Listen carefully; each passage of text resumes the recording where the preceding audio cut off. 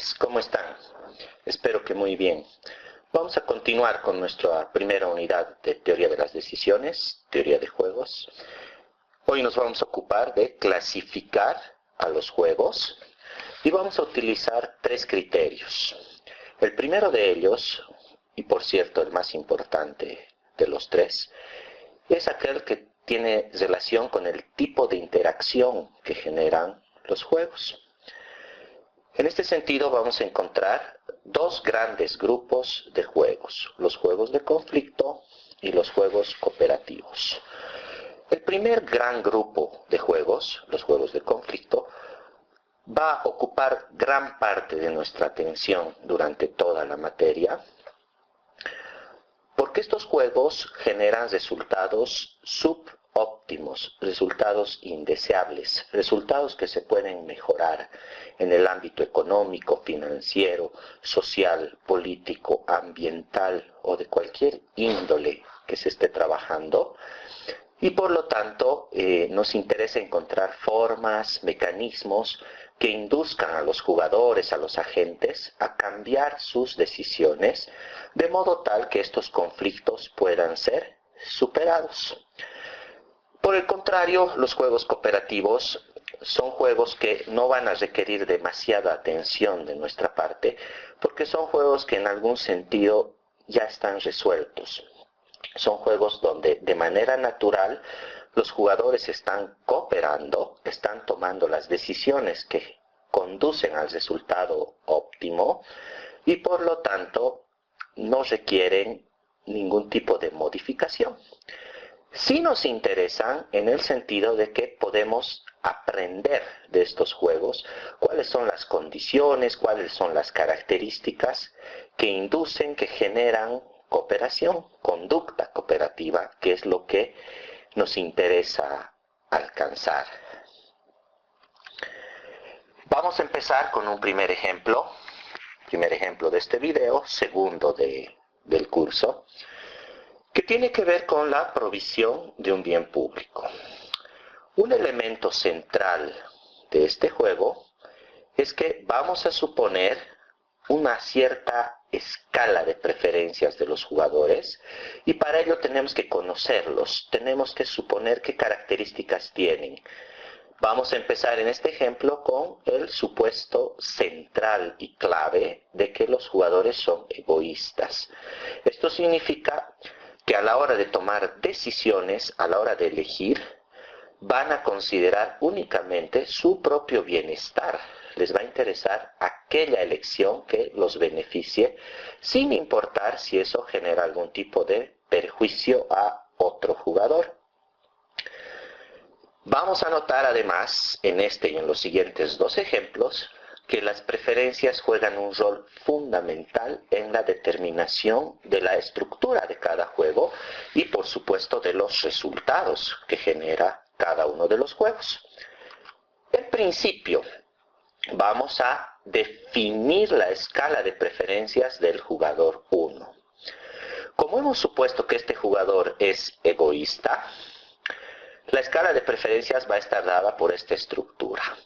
¿Qué significa esto? Si le preguntásemos al jugador 1 de estas cuatro opciones que vemos en la matriz de juegos, ¿en cuál preferiría estar? ¿Cuál le gustaría más?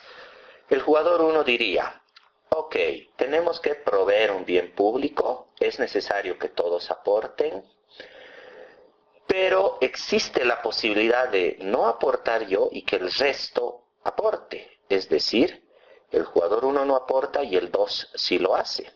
En ese caso el jugador 1 se beneficia de la existencia del bien público, pero no incurre en los costos de tener que aportar. Es decir, esta sería la mejor situación para el jugador 1.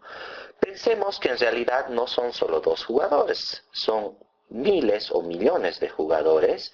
Por simplicidad suponemos que son solo dos, pero el jugador 1 podría beneficiarse de un bien público si el resto de los jugadores aportan, pese a que el jugador 1 no lo hizo.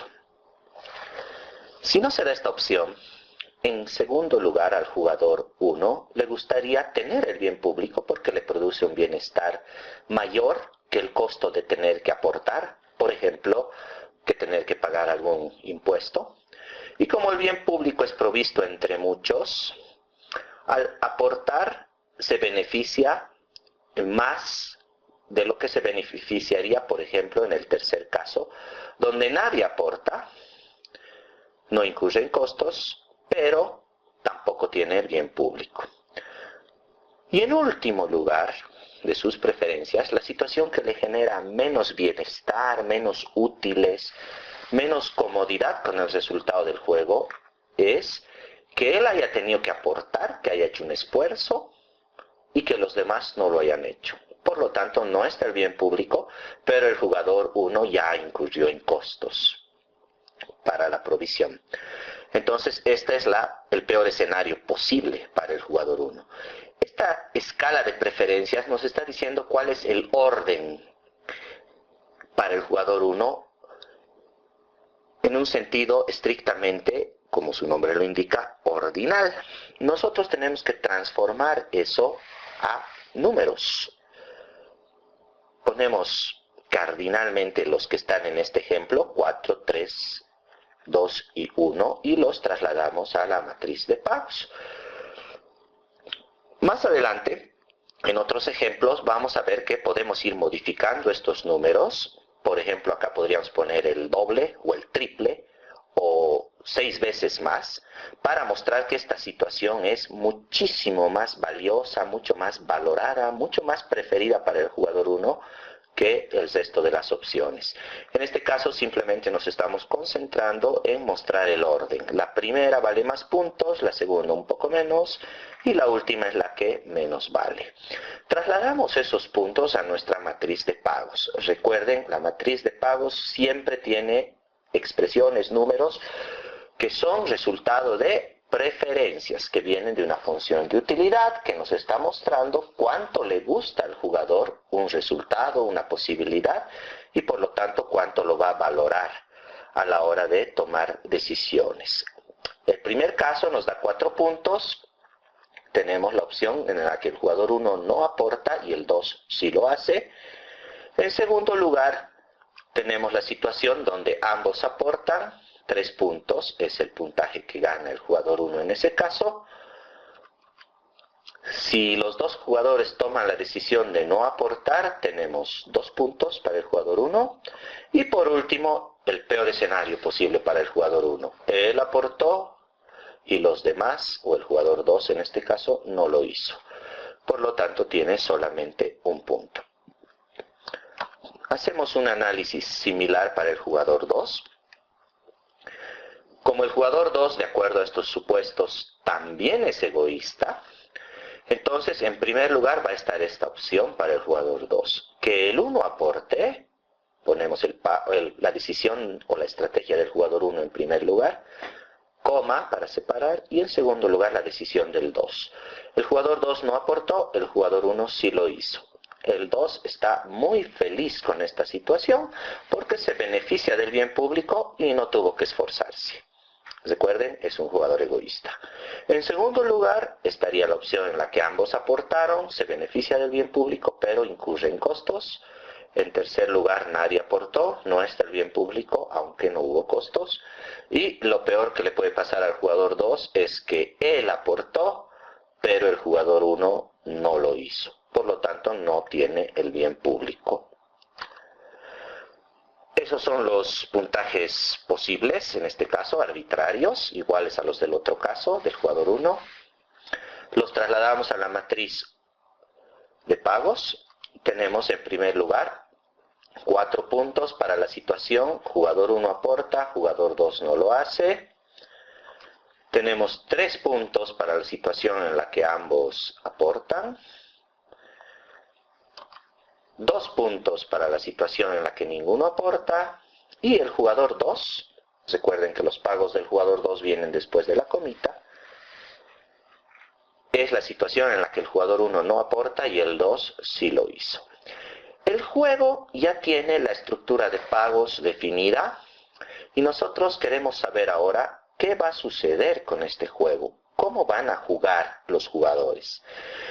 Normalmente lo que tenemos que hacer es realizar conjeturas acerca de las posibles jugadas del otro jugador. Una conjetura es una hipótesis, una suposición, una creencia de lo que va a hacer el otro jugador. En este caso, el jugador 1 podría conjeturar que el jugador 2 va a aportar. ¿En qué se basa esa conjetura?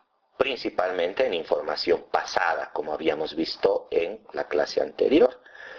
Entonces, de acuerdo a los conocimientos que tiene el jugador 1 del jugador 2, supone que el jugador 2 va a aportar.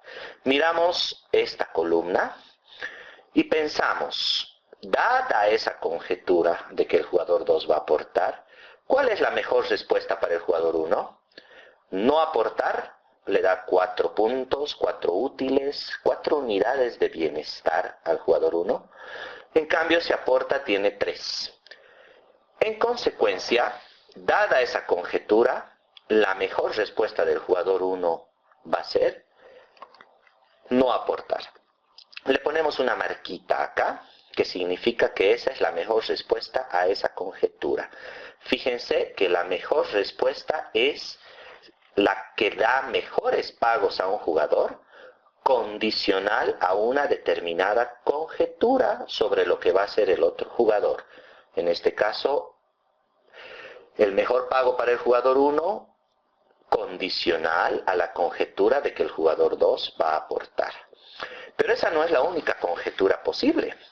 Yo podría pensar que el jugador 2, como de hecho lo es en este caso, es alguien sumamente egoísta. Entonces, conjeturo que no va a querer aportar y por lo tanto, miro esta columna en este caso y veo cuál es la mejor respuesta. La mejor respuesta es 2, que es mejor que 1, mejor pago. Por lo tanto, mi mejor respuesta en este caso también es no aportar. Aquí introducimos un nuevo concepto, que es el de estrategia dominante. En este caso se ha dado, no se va a dar siempre en todos los ejercicios, que todas las mejores respuestas de un jugador, en este caso el jugador 1, están en la misma fila. Es decir, para cualquier conjetura posible, aportar o no aportar, siempre la mejor respuesta es no aportar. Cuando ocurra aquello, vamos a decir que esta es una estrategia dominante. Una estrategia dominante es aquella en la que el jugador obtiene los mejores pagos posibles para todas las conjeturas posibles, o dicho de otra manera, el jugador 1, en este caso, obtiene los mejores pagos independientemente de cómo juegue el jugador 2. Es decir, siempre le conviene jugar, no aportar, haga lo que haga el jugador 2. Posteriormente, hacemos un análisis similar para el jugador 2 y vemos que a la conjetura de que el jugador 1 aporta, le corresponde como mejor respuesta 4, es decir, no aportar, porque 4 es mayor que la opción aportar, que le da solo 3 puntos. En cambio, si el jugador 2 conjetura que el 1 va a jugar no aportar, sus opciones son 1 o 2. Va a elegir 2, que le da mejores pagos. En consecuencia, la mejor respuesta del jugador 2, condicional a esa conjetura, es no aportar. Para el jugador 2 miramos las columnas, vemos que en la misma columna se encuentran siempre las mejores respuestas, en este caso 2. Y por lo tanto decimos que la estrategia no aportar es una estrategia dominante para el jugador 2. Cuando ocurre aquello, como en este caso, es decir, que ambos jugadores tienen una estrategia dominante definida, podemos predecir cómo se va a desarrollar el juego. Y de hecho lo que va a suceder es que ambos van a jugar la opción no aportar.